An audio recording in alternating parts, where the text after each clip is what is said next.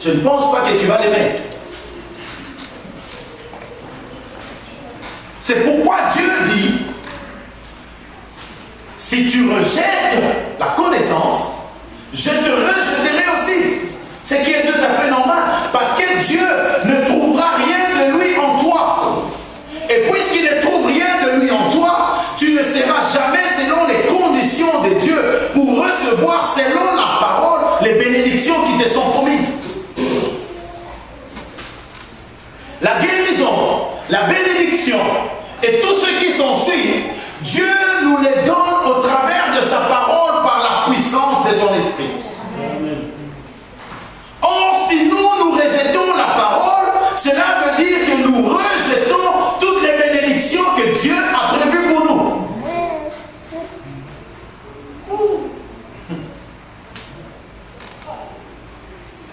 Mais maintenant, Dieu ne se limite pas là. Cette connaissance qu'il veut que nous puissions acquérir et la connaissance de connaître tout simplement aussi quelle est notre position face à Dieu. C'est ce qui fera de toi un homme et une femme forte. Vous savez, lorsqu'on dit que je suis ancré dans la foi, c'est parce que tu connais d'abord qui tu es. Et de deux, c'est parce que tu connais en qui tu as cru.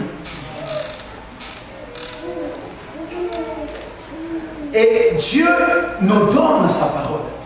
Il parle tantôt d'une manière, il parle tantôt d'une autre, mais non, nous on regarde. Nous ne comprenons pas que c'est Dieu qui nous parle. Des fois même, vous voyez ce jeune enfant qui est là devant. Peut-être qu'il peut faire certains bruits. Et c'est Dieu qui est occupé à nous parler au travers de cet enfant. Mais puisque nous ne comprenons pas le langage de Dieu, ce que nous allons faire, tais-toi.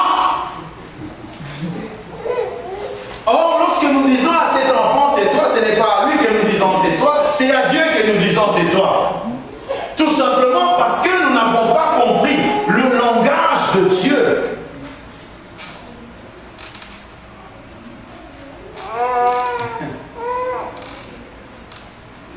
Ton épouse, ton homme peut te dire quelque chose. Mais puisque tu es ancré dans ta coutume, tu diras je ne veux pas. Peut-être que c'est Dieu qui te parle.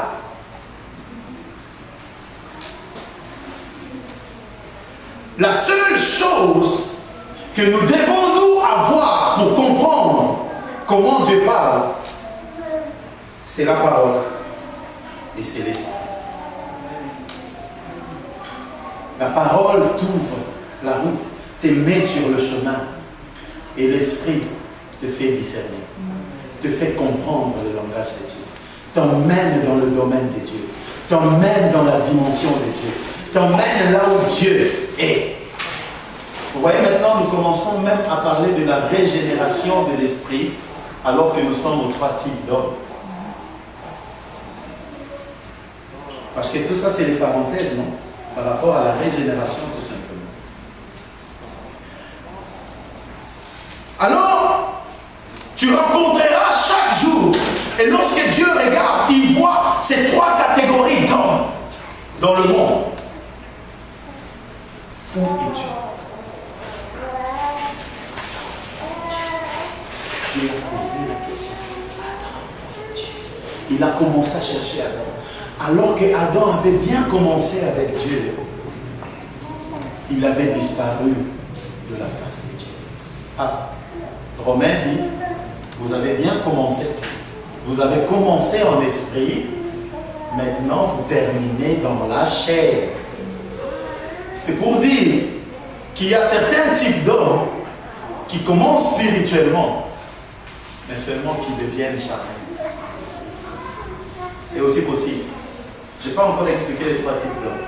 Je suis encore en train de vous dire tout ce qu'il y a autour de ces trois types d'hommes. Pourquoi cette situation? Pourquoi ces hommes qui sont forts spirituellement peuvent retourner à la condition charnelle? Nous allons le comprendre lorsqu'on va définir cette question. Mais seulement, le langage de Dieu ne peut pas être compris par les deux autres types d'hommes qui sont charnels et animaux. Pourquoi? Parce que les choses de Dieu sont spirituelles. Hier, nous avons appris que l'Église n'est pas terrestre, mais elle est céleste et spirituelle. C'est-à-dire que la nourriture que Dieu nous donne, tout comme nous avons besoin pour notre corps de la nourriture pour notre santé, de même notre esprit a besoin de cette nourriture spirituelle pour que nous puissions grandir spirituellement.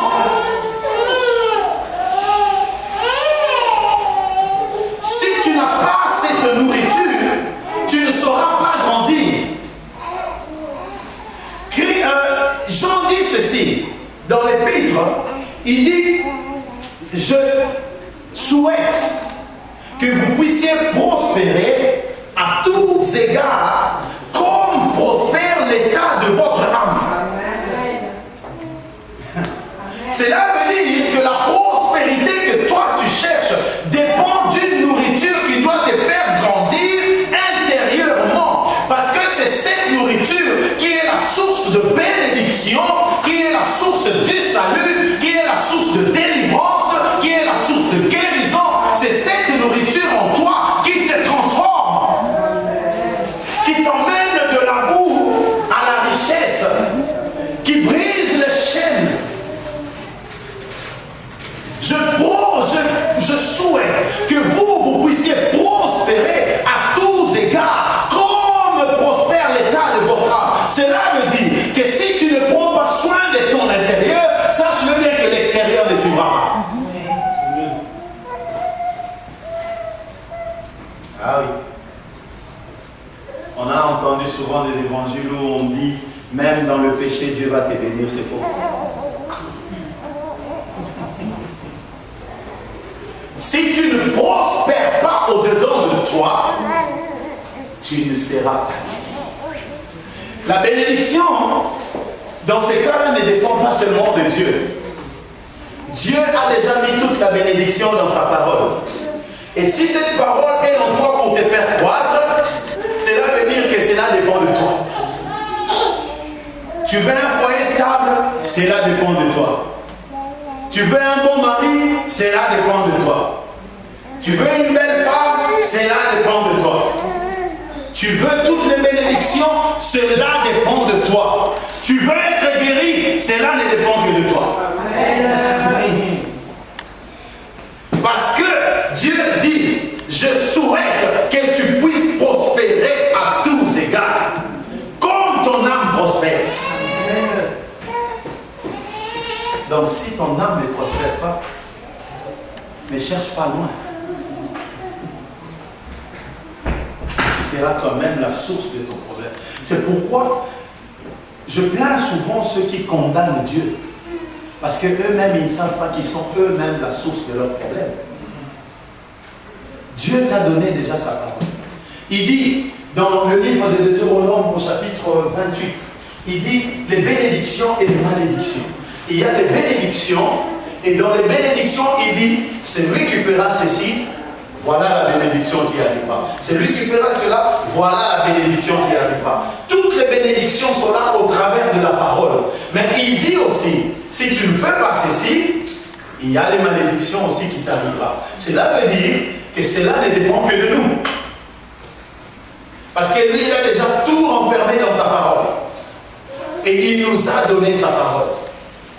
La Bible même dit qu'il leur a envoyé sa parole et sa parole les a guéris. Amen.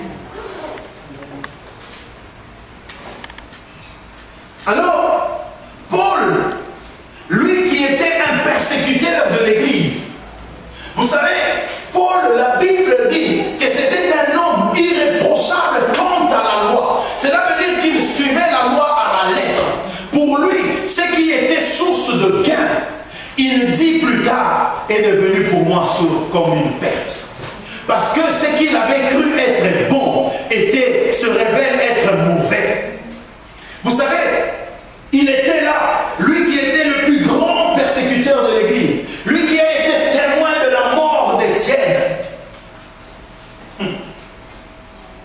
C'est lui qui nous ouvre maintenant l'intelligence pour comprendre ces choses. Parce qu'il ne pouvait pas donner ce que lui-même il n'avait pas expérimenté. Beaucoup de gens croient qu'ils ont la connaissance tout simplement parce qu'ils sont grands.